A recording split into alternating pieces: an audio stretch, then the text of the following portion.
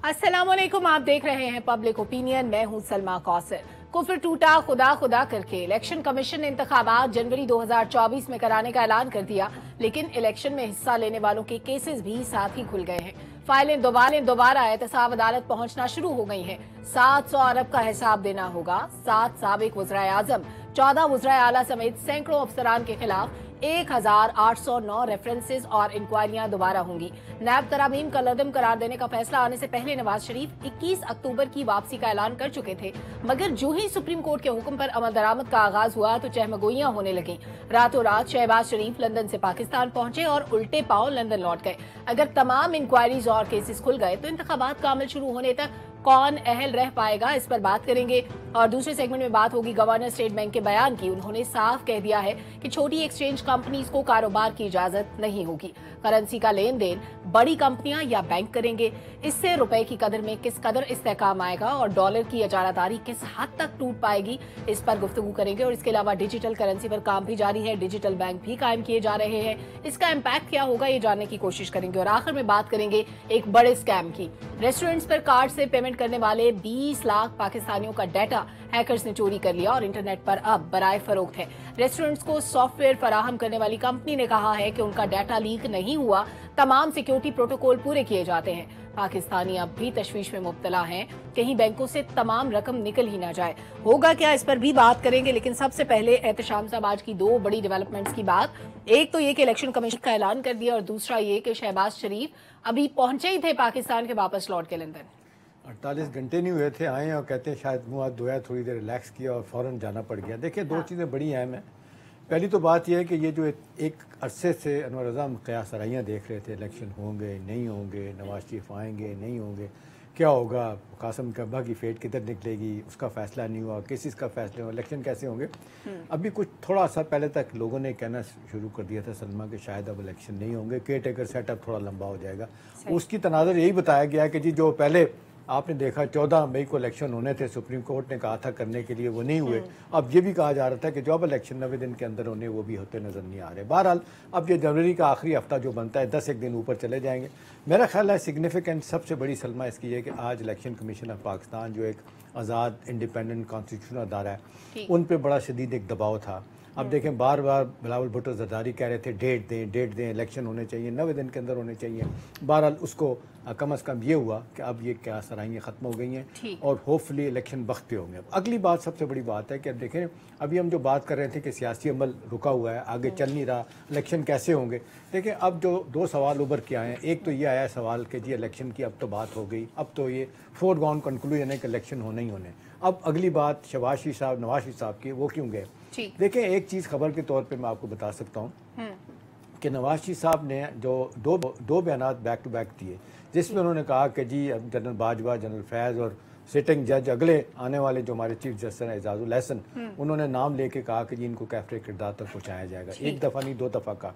अब इत्तलात ये है कि जो शहबाज साहब वापस गए हैं उनको ये बताया गया है कि भाई ये ज़रा गौर से समझे बात को, मार्क माई लफ्ज़ जो मैं कहने चाह रहा हूँ। वो कहते हैं कि जी इलेक्शन ना कराना या कराना तो हमारी मजबूरी है, आप इतनी बड़ी मजबूरी नहीं है और आप जिस तरह की लिबर्टी ले रही हैं ये शायद ठीक नहीं है। अच्छा। कहा जा रहा है कि भाई साहब को पैगाम यही दे के गया कि गो स्लो, आपने जो बात करनी है करें। लेकिन दूसरी तरफ से नवाज शरीफ साहब ये कह रहे हैं कि भाई जी मुबैना तौर पे ये कहा जा रहा है कि जी मेरे पास अब जाके बयानिया क्या है, बयानिया मेरा यही होगा। फिर वो साथ ही कहते हैं कि ये बयानिया बदल दें। उन्होंने कहा कि मैंने जाके मीनार पाकिस्तान में जलसा करना है, अगर मेरे पास बयानिया नहीं होगा और फ़र्ज़ करें लोग वहाँ पे आ जाते हैं अपने 50-50 हज़ार के बिल लेके बिजली के, तो मैं क्या करूँगा।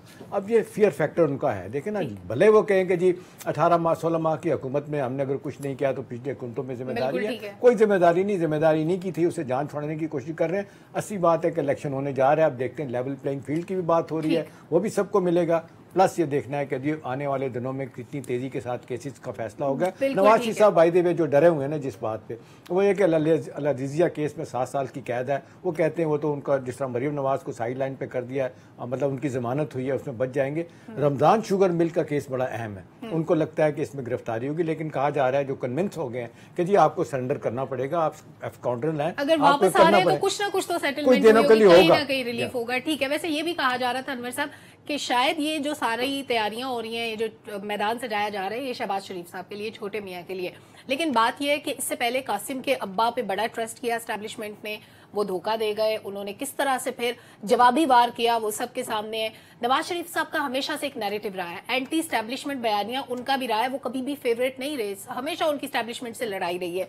अभी अगर वो एक बयानियां ले रहे थे, उनको मैसेज भिजवाया गया कि आप ये ना करें, तो क्या नवाज शरीफ साहब बाज आ जाएंगे? क्या वो अपना नैरेटिव चेंज कर लेंगे, या वो ये बेचने के लिए पाकिस्तान आए तो क्या उनको वोट मिल जाएगा? देखिए सलमा, जो बड़े करीब से नवाज शरीफ को जानते हैं वो इंतकाम ज़रूर लेते हैं, सिर्फ वो वक्त का इंतज़ार करते हैं। शायद यही वजह थी जो उन्होंने ये स्टेटमेंट दिया कि वो उन साबिक जर्नलों को और अपकमिंग चीफ जस्टिस से बदला लेंगे। ये वही बेंच था जिसके बारे में उन्होंने खदशात का इजहार किया अदलिया के हवाले से, और वही आपने जनरल की बात की भी की। देखिए, फ़ौज में इंटरनल जो एहतसाब का अमल है वो होता है, और वो ये तो चाहते हैं कि उनके अंदर ही ये अमल जारी रहे, लेकिन बाहर से वो किसी को शायद इस तरह जर्नल्स वो भले साबिक क्यों ना हो जाएं, उन पर हाथ नहीं डालने देते। नवाज शरीफ साहब ने हमेशा इंतकाम की सियासत की है, वो मौके की तलाश में रहते हैं। अब चूँकि उन्हें पता है कि हालात जो हैं वो साजगार हैं उनके लिए, और इस्टेब्लिशमेंट चाहती है कि वो मुल्क में वापस आएँ और जो कौमी सियासत है उसमें हिस्सा लें, और उनके चूँकि ज़ाती मरासिम भी हैं बाकी ममालिक के साथ, जो जिनको हम दोस्त ममालिक कहते हैं उनके साथ, तो वो जब पाकिस्तान में आएंगे, इंतखाबात में हिस्सा लेंगे, तो डेफिनेटली सियासी इस्तेहकाम आएगा। अब आप देखें, इलेक्शन कमीशन ने जनवरी के आखिर में इंतखाबात की तारीख दे दी है, और इब्हाम जो था वो ख़त्म हो चुका। अब पोलिटिकल पार्टी सियासी तैयारी भी कर रही हैं इंतखाबात के लिए। अब देखना ये है कि जो मैसेज गया है वो ये है कि आपको इस तरह का स्टेटमेंट नहीं देना चाहिए, क्योंकि इस तरह के स्टेटमेंट से, देखिए याद रखिएगा कि पहले भी, ये बड़ी इंपॉर्टेंट बात है, नवाज शरीफ साहब की गलती की वजह से पीटीआई के चेयरमैन को मौका मिला, क्योंकि वो जब भी आते हैं इक़्तिदार में, वो ये उनकी ये ख्वाहिश होती है कि मैं इनके नाक रगड़वाऊंगा और इनको मैं नवाज शरीफ साहब को वैसे ये भी पता है कि अगर मैं अब गलती करूं तो ये किसको मौका देंगे। देखिए, हाँ, वो मैं आपको वही उस तरफ आने लगा था। अब भी देखिए, जब इंतकाम में इंसान अंधा होता है तो फिर उसकी अकल काम करना छोड़ देती है। और दूसरी बात यह है कि नवाज शरीफ साहब सुनते सबकी हैं, लेकिन करते वो अपनी मर्जी हैं। और जब आप उनसे कोई अदबी गुफ्तगू करती हैं, कोई सियासत के हवाले से बात करती हैं, तो वो बिल्कुल उस पर इस तरह तवज्जो देते हैं, ऐसे कोई सती सी गुफ्तगू वो भी शुरू कर देते हैं। अब है क्या, जी, अब है क्या, देखिए, अगर नवाज शरीफ साहब मुल्क में वापस आते हैं, डेफिनेटली उन्होंने 21 अक्टूबर को आना है, आकर अगर वो फिर दोबारा इस तरह का स्टांस लेते हैं, इस तरह की कोई गलती करते हैं, तो मैं आपको ये बिल्कुल बता रहा हूँ कि उनकी इस गलती की वजह से फिर किसी ना किसी उस शख्सियत को, जो इस वक्त नाम मकबूल है, जिसकी कबूलियत नहीं है, मुमकिन है उसकी कबूलियत भी हो, क्योंकि उन्हीं की वजह से पहले चेयरमैन पीटीआई आए। अब अगर उन्होंने इस तरह की गलती की तो डेफिनेटली फिर उनको इसका खमियाजा भुगतना पड़ेगा। इसलिए अब उन्हें आकर इंतकाम की सियासत से दूर रहकर मुल्क को एक पटरी पर चढ़ाना है, मुल्क के लिए सियासत करनी है। और वो जो क्लेम करते हैं कि उनके दौर में पाकिस्तान में खुशहाली आती है, अब हकीकी मायनों में उन्हें ये साबित करना है, क्योंकि अब वो एक्ट कर रहे हैं एज ए प्राइम मिनिस्टर, वो वहीं पे बैठ कर। देखिए, और शहबाज शरीफ की जहाँ तक आपने बात की थी सलमा, शहबाज शरीफ साहब का नवाज शरीफ साहब के होते हुए कोई चांस नहीं है। जहाँ तक केसेस की बात है, वो केसेस को सबको सेटलमेंट उनकी करके पहले वहाँ से फिर यहाँ पर आएंगे। बाकी रही बात, जो सेटलमेंट के जरिए अगर उन्हें जाना भी पड़ा तो वो जेल में चले जाएंगे और फिर वो आ जाएंगे। केसेस का खुलना, ये जो 200 लोगों के केसेस 1200 रुपया, ये उनके लिए मुश्किल। इस पे भी आते हैं कि जो नैब ने दोबारा केसेस खोले, इसके बाद क्या होगा। जुल्फकार साहब, अनवर साहब का कहना है कि अगर कोई तीसरा बंदा आता है तो वो फिर नवाज शरीफ साहब की अपनी गलती होगी। लेकिन अभी जो इलेक्शन का पहले जिक्र कर लेते हैं कि 89th डे कहा था सदर ने अपने लेटर में, यानी कि 7 नवंबर तक इलेक्शन हो जाने चाहिए। लेकिन अब आगे चला गया मामला, इसका मतलब है कि 90 दिन में इंतखाबात नहीं हुए। अब 90 दिन में नहीं हुए, जो पार्टीज डिमांड कर रही थी कि 90 दिन में इलेक्शन चाहिए, क्या वो इस इलेक्शन को मानेंगी? फिर प्री पोल रिगिंग की भी बात हो रही थी, कहा जा रहा था कि नून लीग की मर्जी की सेटलमेंट हुई है, फील्डिंग लगी हुई है। ऐसे प्ले ग्राउंड में कौन खेलेगा? देखिए, इस पे किसी पार्टी के मुतालबा करने या ना करने की बात है, ये आईनी एक बात है। और पीटीआई के लोग कह रहे हैं इस अनाउंसमेंट के बाद कि आइन शिकनी हो गई है। अच्छा, आइन आपको पता है ना 2 मिनट में टूट जाता है इस मुल्क के अंदर। और फिर आर्टिकल 6 का मुतालबा भी ऐसे ही किया जाता है जैसे 2 किलो चीनी कहीं दुकान से पकड़नी है तो उस तरह बात करते हैं, आर्टिकल 6 लगा दो। तो अब आर्टिकल 6 लगाने की बात हो रही है। सारा दिन मुख्तलिफ जो वकला थे पीटीआई की तरफ जिनका टिल्ट है, वो सारे के सारे कहते रहे कि जी आइन शिकनी हो गई है और 90 दिन से मामला ऊपर चला गया। अच्छा, ये तो आईनी एक मसला है, इसको कोर्ट्स देख लेंगी। लेकिन जो सबसे बड़ा मसला है वो ये है कि इस निगरान सेटअप के दौरान सलमा, पाकिस्तान की इस्टेब्लिशमेंट ने बड़ी मेहनत की, आसिम मुनीर साहब ने बड़ी मेहनत की, उन्होंने एक माफिया के खिलाफ एक फील्डिंग लगाई, पाकिस्तान के अंदर अदारों को मुतहर्रिक किया, जो ये इंक्रोचमेंट सारी हुई थी उसको एक एक करके ख़त्म करने की कोशिश की। कराची से लेके खैबर तक जगह जगह जो माफियाज थे, जो डॉलर माफिया था, जो स्मगलर्स थे, जो ड्रग माफिया, ये सबके सब, इवन बिजली चोरों के खिलाफ, सबके खिलाफ एक ऑपरेशन चल रहा है। और ये एक माशी इस्तेहकाम की तरफ एक कदम था। बाहर से पैसों की कमिटमेंट ली और कहा कि एक ऐसा एटमॉस्फेयर दिया जाए कि कल को पाकिस्तान की जो मैशत पटरी से उतर चुकी है वो उस पर दोबारा आ जाए। बिल्कुल ठीक। अब इसका अगला हिस्सा है पॉलिटिकल इस्तेहकाम। पॉलिटिकल इस्तेहकाम के बगैर जाहिर है माशी इस्तेहकाम नहीं आ सकता। पॉलिटिकल इस्तेहकाम के लिए नवाज शरीफ साहब आ रहे हैं और नवाज शरीफ साहब फेवरेट कैंडिडेट हैं और उन्होंने यहां तक कह दिया कि मैं लिख के देता हूं कि मैं अगला प्राइम मिनिस्टर हूं। अब अगले प्राइम मिनिस्टर के तौर पे जो उन्होंने अपना एजेंडा दिया, वो एजेंडा जो स्टैब्लिशमेंट ने फील्डिंग लगाई है पाकिस्तान की मैशत के लिए, उसकी नफी कर रहा है। मसलन अगर एज ए प्राइम मिनिस्टर उनका एजेंडा वो होता है जो वो बता रहे हैं, तो इसका मतलब है कि आने वाले दिनों में पाकिस्तान के अंदर पॉलिटिकल इस्तेहकाम नहीं आ रहा, बल्कि अफरा तफरी की सूरत हाल बन रही है। बिल्कुल ठीक है। जो नवाज शरीफ साहब ने 4-5 बातें कही हैं, अगर वो चीजें पाकिस्तान की इस्टेब्लिशमेंट को एक्सेप्टेड होंगी, तो इसका मतलब है कि पाकिस्तान का जो माशी इस्तेहकाम का एक ख्वाब है वो तो आने वाले 2-4 महीने, 6 महीने, साल में पूरा नहीं हो रहा। इसका मतलब है कि इलेक्शन के बाद भी लड़ाई है और उसके बाद भी लड़ाई है। इलेक्शन के बाद की लड़ाई बिल्कुल ठीक है। पाकिस्तान के अंदर जुल्फकार साहब, मैं इस पे इमरान याकूब साहब का भी कमेंट ले लूं। इमरान याकूब साहब, आपने गुफ्तगू मुलाहिजा की, इलेक्शन के मुद्दे पे बात हो रही है, लेकिन 1970 से लेके अभी तक 10 इलेक्शन हुए, कभी मुझे नहीं याद पड़ता कि ऐसा कहा गया हो कि ये इलेक्शन शफाफ था, इस पे सबको एतमाद है। फिर जब इलेक्शन हो जाता है, फिर असेंबलियां टूटती हैं, असेंबलियों ने अपनी मुद्दत बड़ी कम पूरी की है। आपको लगता है कि आइंदा इलेक्शन तमाम पॉलिटिकल पार्टीज के लिए एक्सेप्टेबल भी होगा और आइंदा असेंबली अपनी मुद्दत भी पूरी कर पाएगी?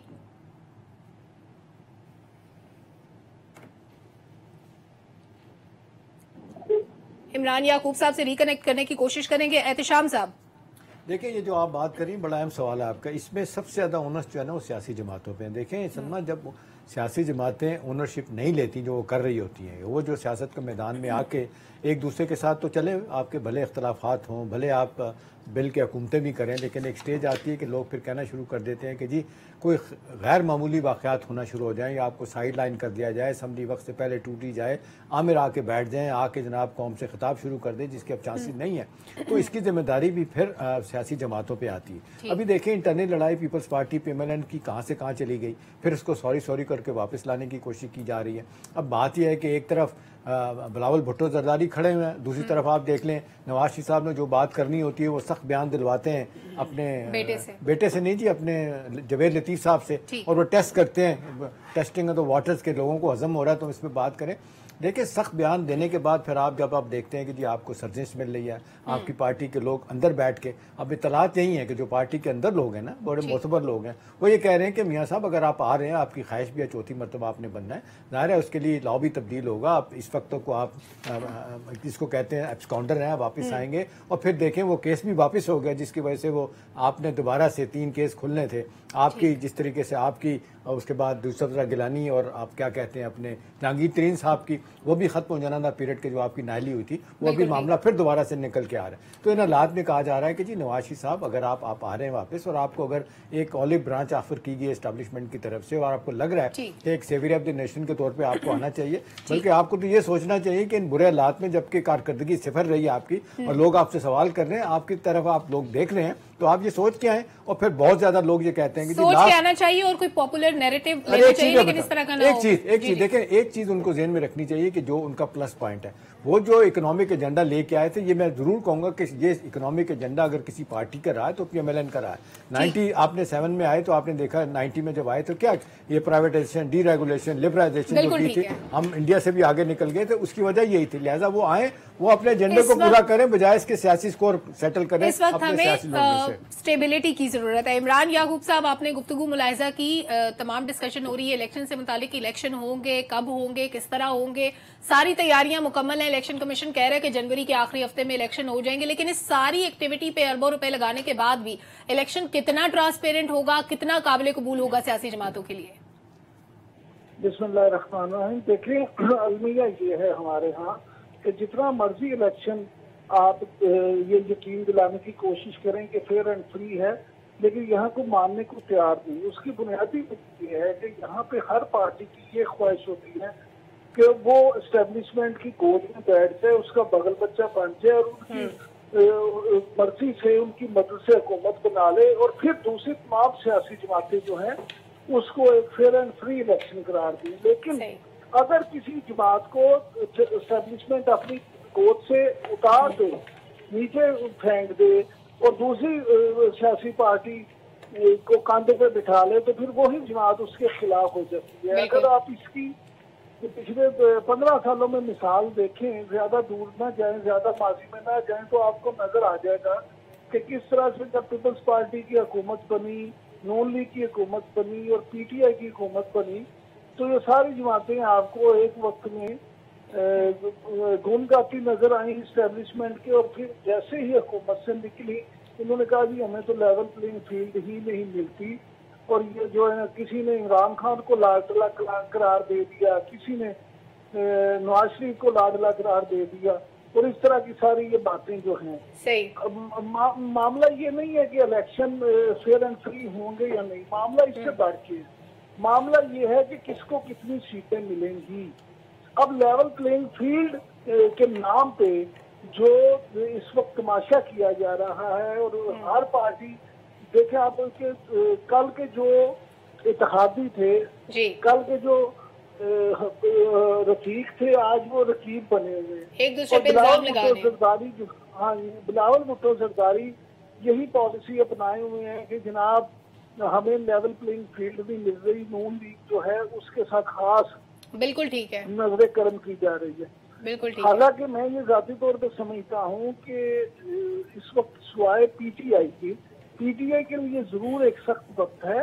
बाकी जितनी भी सियासी जमातें हैं उनके लिए एक सा ही मैदान बज़ाहिर नजर आता है, लेकिन क्या इलेक्शन में ऐसा होगा, तो इसका जवाब सरासर दफी है। उसकी बुनियादी वजह ये है कि पंजाब एक मेन बैटल फील्ड है। पंजाब इस्लामाबाद में हुकूमत का रास्ता लाहौर से होके जाता है। अब आप जो मर्जी कर दें, पीपल्स पार्टी जो है वो पंजाब में नहीं सीटें जीत सकती। आपका पॉइंट आ गया इमरान याकूब साहब। हमारा 90 सेकंड्स का फॉर्मेट है, 90 सेकंड्स में हमें जवाब कंप्लीट करना होता है। मैं अनवर साहब का भी कमेंट ले लूं, आपकी तरफ दोबारा होंगे। अनवर साहब, अभी केसेस दोबारा खुल गए हैं, इंक्वायरियां चली गई हैं नैब के अंदर, और बड़े बड़े नाम है इसमें, इलेक्टेबल्स के नाम भी हैं।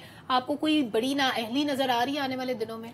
डेफिनेटली किसी एक शख्स की बड़ी नाअहली की बात जो आपने की है वो डेफिनेटली होगी, और बहुत सारे ऐसे केसेस हैं, और बहुत सारे नैब में जो केसेस जा चुके हैं उनकी वजह से बहुत सारे लोग इस आम इंतखाबात में हिस्सा भी शायद ना ले पाएं। लेकिन सलमा, यहाँ पर बात रूल ऑफ लॉ की होनी चाहिए कि ठीक है, अगर नैब में केसेस हैं तो आपको अदालतों का सामना करना चाहिए। अगर तो आप गिल्टी नहीं हैं तो फिर आपको किसी तरह डरने की जरूरत भी नहीं। हाँ, अगर आप गिल्टी हैं तो फिर आपको सजा भी जरूर मिलेगी। ये नहीं हो सकता कि मुल्क के अंदर जो ताकतवर तबके हैं उनके लिए तो इंसाफ के तकाजे और हों, और लेकिन जो आम आदमी है और बादज मर्ग अगर उसे इंसाफ मिले तो फिर आप डेफिनेटली इस इंसाफ पर आपकी सवालिया निशान जरूर उठेंगे। वक्त देखिए, नैब में जो केसेस हैं, अगर इस प्रोसीजर बिल पर सुप्रीम कोर्ट को डिसीजन देती है, जो वो जो डिसीजन होगा वो नैब के हवाले से जो तरमीम है उस पर बड़ा असरअंदाज होगा, और वो जो डिसीजन होगा उससे नैब में जो अब आइंदा आने वाले दिनों में जो नैब के तरमीम के हवाले से जो वहाँ पर आप देखेंगे कि उसका असर उस पर जरूर पड़ेगा। लिहाजा नैब में जो केसेस हैं उनको इन्हें फेस करना चाहिए, सियासतदानों को और इन ब्यूरोक्रेट्स को भी, क्योंकि इसी वजह से मुल्क में आज माशी सूरत इस नहज पर है, और इदारों में जो अभी तक इस्तेहकाम नहीं है, पॉलिटिकल इस्तेहकाम नहीं है, उसकी वजह भी पाकिस्तान में एक बड़ी वजह यह है कि करप्शन है, और उससे भी बड़ी वजह यह है कि उस करप्शन की बुनियाद पर केसेस जो हैं वो सेटल हो जाते हैं, उस पर जज़ा और सजा का जो अमल है वो पूरा नहीं होता। ठीक है, प्रैक्टिस एंड प्रोसीजर का जब फैसला आएगा तो आपके ख्याल में इसका भी इम्पैक्ट होगा इन केसेस पे? जुल्फिकार साहब, क्या सियासी जमातों के पास या वो लोग जो इस वक्त नैब केसेस की जद में आ रहे हैं उनके पास ये ऑप्शन भी है कि वो अपील में जाके किसी तरह इन केसेस से जान छुड़ा लें? देखिए, वो अपील में यकीनन जा सकते हैं, लेकिन मुझे नहीं लगता कि जो टाइमिंग है, जो नैब का कानून बना था और उसको आखिरी दिन बंदयाल साहब फारिग करके गए हैं, तो ये मामला इतना सादा नहीं है जितना सादा इसको लिया जा रहा है। सही। और फिर इसकी टाइमिंग और इम्पोर्टेंट हो जाती है कि नवाज शरीफ साहब की वापसी है और इलेक्शन करीब आ रहा है, और ऐसे मौके के ऊपर सबके केसेस खुल जाते हैं और कोर्ट्स के बहुत सारे फैसले अभी अदालतों की और हुकूमत के ईवानों की राहदारियों में पड़े हुए हैं जिन पे अमल नहीं हुआ। इस पे फौरी तौर पे 5000 की स्पीड से अमल भी हो जाता है, केस भी अदालतों के अंदर चले जाते हैं और केस खुलना भी शुरू हो जाते हैं, और उसके बाद मैं समझता हूँ कि ये एहतसाब का जो अमल है ये आगे बढ़ेगा। एक चीज। दूसरी चीज, नवाज शरीफ साहब की वापसी की हम बात कर रहे हैं, अगर उसको एक दूसरे एंगल से आप देखें कि नवाज शरीफ साहब 3 दफा प्राइम मिनिस्टर रहे हैं, चौथी दफा प्राइम मिनिस्टर रहने में उनको कितनी कुछ दिलचस्पी होगी। मैं समझता हूँ कि उनका जो कद है वो अब इतना बड़ा है कि 3 दफा एक शख्स प्राइम मिनिस्टर रह चुका है, चौथी दफा अगर वो प्राइम मिनिस्टर आएगा, देखें वो पैसे कमाने के लिए तो नहीं आ रहा, पैसे उनके पास बहुत हैं, कुछ छोटी मोटी वारदात भी वो करना नहीं चाहेंगे, वो अपने नैरेटिव को इम्प्लीमेंट करना चाहेंगे। अब उनका नैरेटिव है क्या? एक तो यह है कि सिविल सुपरमेसी की वो बात करते हैं, ये भी अभी उन्होंने बात की है। दूसरा, इंडिया से दोस्ती की बात हमेशा से वो करते रहे कि क्या वो आके इतनी अक्सरियत से आएंगे, प्राइम मिनिस्टर चौथी दफा बनेंगे, क्या अपना नैरेटिव आगे बढ़ा सकेंगे? इन सवालों के जवाब अभी हमें ढूंढने होंगे। बिल्कुल ठीक है। इमरान याकूब साहब, नैब केसेस भी खुले हुए हैं, इलेक्शन भी सर पे है, क्या इतने बड़े बड़े नाम इसमें शामिल हैं, उनके पास ये ऑप्शन होगा कि वो आइंदा इलेक्शन में हिस्सा ले पाए? सूरत हाल तो ये नजर आ रही है कि जितने इलेक्टेबल्स थे बड़ी बड़ी सियासी जमातों के पास, सारे के सारे फंस गए हैं इसमें। देखिए, सीधी सी बात है कि क्या सिर्फ नैब के जो केसेस हों उसमें नाम आ जाने की बुनियाद पे आप किसी को इलेक्शन के प्रोसेस से मना कर सकते हैं, रोक सकते हैं? यहाँ तो खुद तमाम जो है मामला, तो तमाम पार्टियां, हत्ता के मुल्क की आला तरीन अदलिया, वो इस बात का इकरार जो कर चुकी है कि नैब को हमेशा इंतकामी के तौर पे इस्तेमाल किया गया है और मुखालफिन को दबाव में लाने के लिए झूठे वहाँ पे केसेस बनाए गए हैं। जब मुल्क की आला तरीन अदलिया में इस तरह की बातें हों तो आप सिर्फ नैब में मुकदमात की बुनियाद पर किसी को इस जमहूरी अमल से कैसे दूर रख सकती हैं। लिहाजा मैं नहीं ये समझता कि जब तक नैब के केसेस में कोई केसेस मंतकी अंजाम तक ना पहुंच जाए, जब उसमें कोई मुजरिम डिक्लेयर ना हो जाए, सिर्फ मुलजिम होने की बिना पे आप किसी को ये पाबंदी नहीं किसी पे लगा सकते कि क्योंकि तुम्हारे पे नैब का इल्जाम है इसलिए तुम इलेक्शन में हिस्सा नहीं ले सकते, क्योंकि तुम्हारे पे नैब का इल्जाम है इसलिए तुम इस अमल में हिस्सा नहीं ले सकते। मेरी तो साथी राय ये है। बिल्कुल ठीक है। आप कुछ कहना चाह रहे हैं? मैं इसमें मेरा ख्याल है इमरान साहब, जो मुझे सिल्वर लाइनिंग लग रही है सियासतदानों के लिए वो ये लग रही है कि जिस अंदाज से आपने देखा कि एक से ये बिल नैब वाला लॉ स्ट्राइक डाउन किया गया, पुराने बंदयाल साहब की पार्टी ने मिल के किया।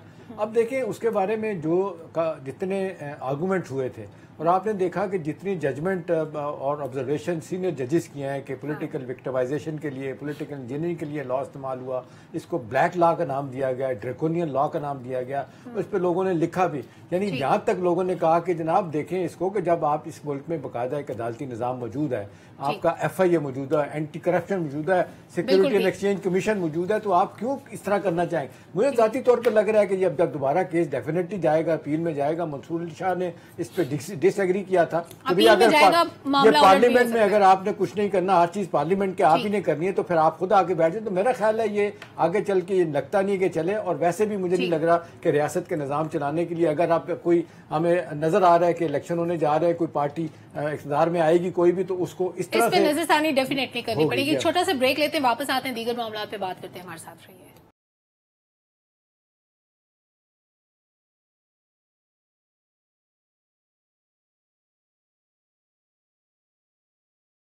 वेलकम बैक नाज़रीन। स्टेट बैंक ने फैसला किया है कवायद के मुताबिक एक्सचेंज कंपनीज को रेगुलेट किया जाएगा और छोटी एक्सचेंज कंपनियों को कारोबार करने की इजाज़त नहीं होगी। एहतशाम साहब, इससे डॉलर पे क्या इम्पैक्ट आएगा? देखिए जी, इससे बहुत ज़बरदस्त किस्म का फ़र्क आएगा। जो अभी आप देख रहे हैं कि जो बार बार कहा जा रहा है, मलिक बोस्तान साहब का जो एक्सचेंज कंपनियों के खड़पैंज हैं, वो कहते हैं 250 तक आ जाएगा। ये देखिए, असल बात है कि 200 के करीब अनवर रज़ा एक्सचेंज कंपनी है, जिसमें से कहा जा रहा है आधी से ज़्यादा जो ना इलीगल है। अब एक स्टेट बैंक ने जो फौरी तौर क्या, अब तो तकरीबन 2-2.5 हफ्ते हो गए इनका वर्किंग कैपिटल 20 करोड़ से 50 करोड़ कर दिया तो ज़ाहिर है इसमें से आधे लोग तो भाग ही जाएंगे, जो रह जाएंगे उन पे ज़ाहिर है ना वो टैक्स देते हैं और उल्टा वो ये सारा सबब बनते हैं डॉलर की उड़ान के लिए। तो मेरा ख्याल है इसहाक डार साहब ने जो शुरू किया था ना वो तो बज़ाहिर तो कामयाबी थी कि जब आप देखते हैं कि मार्केट में डॉलर का मरसा बनाया तो वो 50 मिलियन डॉलर 100 मिलियन डॉलर फेंक दिया करते थे। उस तक पाकिस्तान के हालात भी ठीक होते थे, सोना से 20 मिलियन डॉलर हमारे रिजर्व रहा करते थे। अब ये मसला ये है कि ये सारी सूरत हाल इसलिए अनवर रज़ा में देखनी पड़ रही है सलमा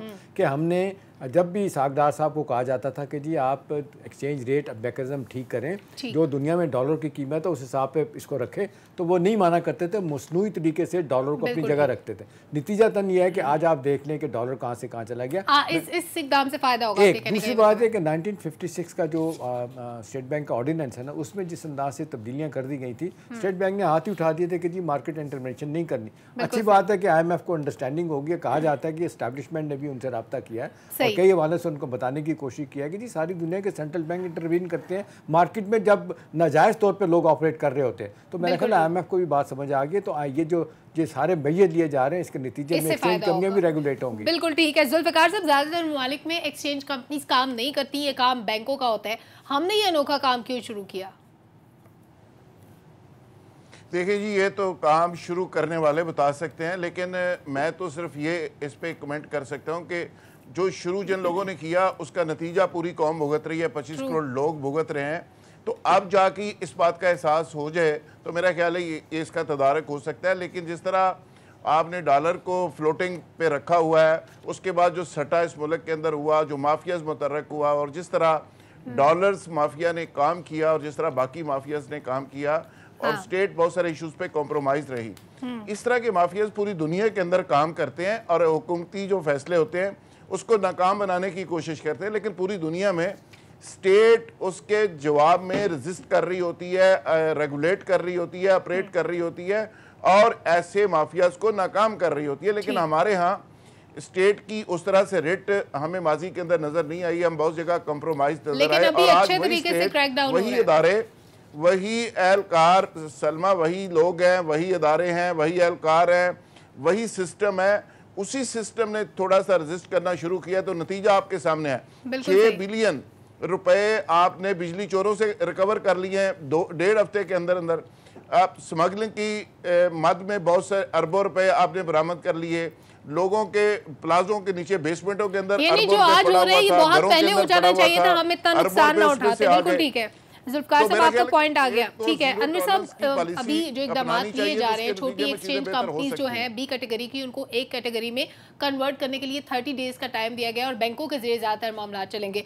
आपको लगता है इससे करेंसी के मामलात में ट्रांसपेरेंसी आएगी? डेफिनेटली सलमा, इसमें करेंसी के मामलात में ट्रांसपेरेंसी भी आएगी और आप देखेंगे जो सीरियस बिजनेस करने वाले होंगे वो रह जाएंगे और जिस तरह जो स्मगलिंग किया करते थे और जिनकी वजह से डॉलर आज इस सतह पर पहुंचा है, एक तो उनको वो भाग जाएंगे और ऐसा होना भी चाहिए। और जो 20 करोड़ से 50 करोड़ पे आपने बताया श्याम साहब, ये बड़ा अच्छा इकदाम है। देखिए इससे वाकई सीरियस बायर जो है, सीरियस जो कारोबारी है वो इस मुल्क में रहेगा। इस तरह जो एक भेड़ चाल हुआ करती थी कि एक्सचेंज कंपनी बना लें और आप डॉलर का काम कर लें और इस मुल्क के जो माशी सूरत है उसके साथ खेले, वो एक तो ख़त्म हो जाएगा। और दूसरी बड़ी इंपॉर्टेंट बात यह है कि आपको इस तरह रेगुलेट करने की ज़रूरत भी है, ना सिर्फ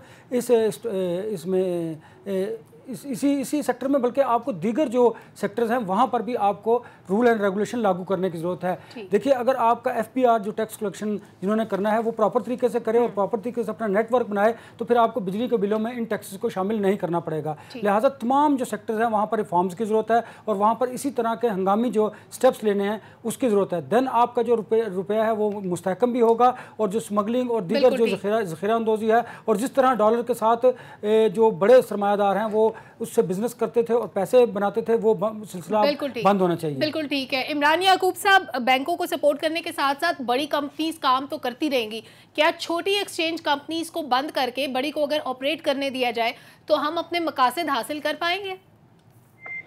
देखिए बात सीधी सी है कि हर कारोबार के दुनिया में असूल होते हैं। हमारे यहाँ भी बात मेरे नजदीक बड़ी या छोटी कंपनी की नहीं है, बात कानूनी और गैर कानूनी तरीकाकार की है। अगर आप छोटी कंपनियों को बंद कर देंगे और बड़ी कंपनियों को खुली छूट दे देंगे कि आप जैसे मर्जी काम करते रहे तो फिर उससे बेहतर नताइज नहीं आएंगे। बेहतर नताइज तो उस वक्त आएंगे कि आप जब बड़ी कंपनियों को भी इस बात का पाबंद करें कि वो कानून के मुताबिक काम करें। ठीक। और अगर कानून के मुताबिक काम होगा तो फिर मैं समझता हूँ कि अभी अरबों रुपए मजीद जो है वो बरामद होंगे और डॉलर जो है वो 250 से भी नीचे आ सकता है। ये कोई रॉकेट साइंस नहीं है, लेकिन जब तक आपके बैंक खुद अगर सट्टे में इन्वॉल्व हो, इस दफा तो जो माहिरीन है उनका तो ये ख्याल है कि डॉलर के सट्टे में सबसे ज्यादा पैसे ही बैंकों ने कमाया है। अगर ये बात सच साबित हो, ये इल्जाम सच्चा हो, तो फिर आप कंपनियों को क्या जुम्मा देंगे? लिहाजा आपको सबके लिए कानून एक सा रखना होगा और आपको उस पे अमल दरामद करवाना होगा। कानून एक सा हो और जो भी काम हो कानूनी तौर पे वो बिल्कुल ठीक है, आपने बिल्कुल दुरुस्त फरमाया। अच्छा, एक और मामले पे बात कर लेते हैं क्योंकि वक्त कम है, तो हम ब्रेक लिए बगैर अगले सेगमेंट का भी आगाज करते हैं। एक बहुत बड़ा स्कैम कल सामने आया। 20 लाख पाकिस्तानियों का अकाउंट डाटा चोरी हुआ, जिससे पाकिस्तानियों ने ये समझना शुरू किया कि हो सकता है हम भी उसमें शामिल हों। हमारे बैंक अकाउंट्स में जितनी रकम है, खुदा न खास्ता अगर वो निकल गई तो लोगों की जमा पूंजी चली जाएगी। अनवर साहब, इस स्कैम के बाद लोग अब ज़्यादा मोहतात हो गए हैं, लेकिन कार्ड का इस्तेमाल तो हम बंद नहीं करते, डाटा तो हमारा सेव होता है। क्या करें, कैसे महफूज बनाएं अपने पैसों को? देखिए, ये जो कार्ड की आपने बात की और डाटा चोरी की बात की, आपको याद होगा ये पहले भी हैकर्स इस तरह करते रहे हैं और जी माजी में भी हो चुका है। और उसके बाद भी आप देख रहे हैं कि जो बिज़नेस है वो चलता चला आ रहा है और आपने देखा है कि डाटे की वजह से कोई लोगों में इतनी ज़्यादा परेशानी भी नहीं है। अब भी वो जो कंपनियां, उन्होंने कहा है कि रेस्टोरेंट वालों ने कि हमारा डाटा बिल्कुल सिक्योर और सेफ़ है। पहली बात तो यार, दूसरी बात यह है कि अगर आपने अनफेयर मीन से पैसा बनाई है तो अगर आपका डाटा इस तरह किसी के पास जाएगा तो चले ये भी मुल्क का फ़ायदा होगा, ये भी अच्छी बात है। बाहर बैठे लोगों का भी होगा, वो कम से कम ये तो आइडेंटिफाई किया जा सकेगा ना कि किस तरह पैसा कमाया गया है। देखिए, हमें अब इस मुल्क को अगर बेहतरी की तरफ लेके जाना है तो हमें सिस्टमेटिकली होना पड़ेगा। जिस तरह दुनिया में कवानीन एग्जिस्ट करते हैं, पाकिस्तान में भी ऐसे करने होंगे। और अगर डाटा आपका वैसे अगर आप इसकी प्राइवेसी भी रखना चाहते हैं तो फिर ये जो कंपनीज हैं उनको देखना पड़ेगा कि आप अगर आपका डाटा अगर इस तरह लीक होगा, चोरी होगा, जिससे फिर लोगों का जो आप पर एतमाद है वो भी ख़त्म होता चला जाएगा। तो बहुत सारे इसके पहलू हैं, उन पहलुओं पर भी गौर करने की ज़रूरत है। लेकिन अगर डाटा के हवाले से आप स्पेसिफिक करती हैं तो वो कंपनी ने इसको रद्द भी किया है कि उनका डाटा बिल्कुल महफूज है। बिल्कुल ठीक है। जुल्फ़िकार राहत साहब, पायरेटेड सॉफ्टवेयर्स हमारे यहाँ बहुत ज़्यादा तादाद में इस्तेमाल होते हैं और इसी तरह जो बैंकों के सॉफ्टवेयर्स हैं उसमें बहुत बड़ी तादाद में ऐसे सॉफ्टवेयर्स हैं जो इंडियन कंपनीज बनाती हैं, तो हैक होने के चांसेस तो रहते ही हैं। अभी जो डाटा हैक हुआ है उसमें आपका या मेरा डाटा भी हो सकता है, तो अभी कंसर्न जिनके मौजूद हैं उनको करना क्या चाहिए, फौरी तौर पे क्या किया जा सकता है? सलमा, ये दो काम साथ साथ चलते रहते हैं, पॉजिटिव और नेगेटिव। जहाँ पे पूरी दुनिया डिजिटलाइज हो रही है, अदारे हो रहे हैं, सारा सिस्टम हो रहा है, वहाँ पे साथ साथ उसके क्राइम भी आ रहे हैं। एक किताब है इंग्लिश में, फ्यूचर आईटी क्राइम। उसको अगर आप पढ़ें तो आप परेशान हो जाएंगी कि फ्यूचर के अंदर किस किस नौयत के क्राइम सामने आ सकते हैं। बंदे को खौफ आता है, लेकिन क्या इसका मतलब यह है कि हम डिजिटलाइज ना करें? हम तो डिजिटल करेंसी पे जा रहे हैं। चाइना के अंदर तो तस्वर ही कोई नहीं, लोग पर्स भी नहीं रखते, सारा डिजिटल है। और दुनिया के बहुत सारे ममालिक हैं जहाँ पे इस डिजिटल सिस्टम को यूज़ करके वो बहुत ज़्यादा प्रोग्रेस कर रहे हैं। लिहाजा आप इस तरक्की से तो ज़ाहिर है हमें डरना नहीं चाहिए, लेकिन उसका हल हमें ढूंढना चाहिए। एक तो यह है कि बैंक्स अपने तौर पे बहुत कोशिश कर रहे हैं। माजी के अंदर आपको याद होगा कि नादरा का डाटा इसी तरह चोरी हुआ या किसी ने दे दिया या हैक हुआ। आपका FBR के अंदर एक बहुत बड़ा स्कैम हुआ और उसके बाद बहुत सारे लोग मुअत्तल हुए, बहुत सारे लोगों का डाटा चला गया। तो ये चीज़ें साथ साथ चलती रहती हैं, लेकिन बैंक्स इसमें अपने सिस्टम को अपग्रेड ज़रूर कर रहे हैं। इस पे ज़्यादा लोगों को पैनिक नहीं होना चाहिए। ये हैकर्स इस तरह का काम माजी के अंदर भी कर चुके हैं, अब भी वो कर रहे हैं। ये दोनों चीजें साथ साथ चलती रहेंगी। बिल्कुल ठीक है। तो मेरा ख्याल है इदारों को साथ साथ अपने सिस्टम को डेवलप करना चाहिए। बिल्कुल ठीक है। इमरान याकूब साहब, बहुत ज्यादा शहरी कंसर्न नजर आते हैं। छोटे शहरों में कार्ड का इस्तेमाल इतना नहीं होता, लेकिन बड़े शहरों में इस्लामाबाद, लाहौर, कराची, फैसलाबाद, यहाँ पे रेस्टोरेंट्स में कार्ड के जरिए पेमेंट बड़ी आम है। जिन लोगों का डाटा, जिनको शक है कि हमारा डाटा जा चुका होगा हैकर्स के पास, वो क्या कर सकते हैं फौरी तौर पे? देखें, गुजारिश ये है कि जिस तरह से अभी ये जुल्फ़िकार राशिद साहब बात कर रहे थे कि आपने देखना ये है कि पूरी दुनिया के साथ चलना है या आपने कोई अलग दुनिया बसानी है। ये अब पूरी दुनिया में कैश वाला मामला जो है वो देखे, जो क्राइम की सूरत हाल है, उसके बाद तो लोग इस चीज को कम से कम करना चाहते हैं और पूरी दुनिया में अब जो है डिजिटल करेंसी का काम है। ठीक। आप चाइना की बात करें, वेस्ट की बात करें, तो आपने भी अगर उनके साथ चलना है तो अल्टीमेटली तो आपको उसी तरफ जाना पड़ेगा। सही। डाटा चोरी हर दुनिया के मुल्क में होती है, कहीं भी ऐसी नहीं, डाटा हर मुल्क में बिकता है, लेकिन क्या इस तरह से लूट से लगती है जैसे आपके यहाँ ये हुआ है? ये सवालिया निशान है। उसकी बुनियादी वजह यह है कि आपके सिक्योरिटी मेजर्स वो ठीक नहीं है।